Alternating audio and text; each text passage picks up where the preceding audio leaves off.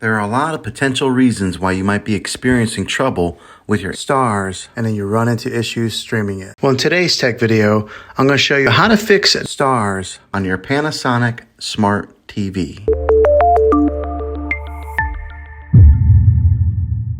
Let's see if we can fix your problems and get your STARZ back up and running as quickly as possible. The first one, it's the easiest one to try, and that's to unplug your TV from the wall outlet and wait 60 seconds. Now don't be impatient here, wait the whole 60 seconds, then plug it back in. This is very different from turning your TV on and off with your remote control. This is what we call a hard reset of your TV, so make sure you do this method. If that doesn't work, then find your router that is giving you Wi-Fi and unplug the power to that for 60 seconds. Then plug it back in. If it fixes it, great. If not, let's go ahead and move on to the next method. Try deleting STARZ. Go to wherever the apps are located on your system and remove the app altogether. Then reinstall again. After you reinstall it, you might have to log back in with all of your credentials, but hopefully this will work. And if that doesn't work, then I recommend buying an affordable Roku stick, Fire Stick, or Apple TV 4K.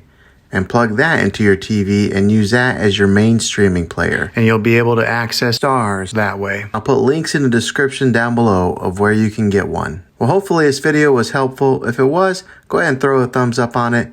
Go ahead and subscribe to my channel. I make tech videos all the time, and I would love to have you back in the next one. Take care.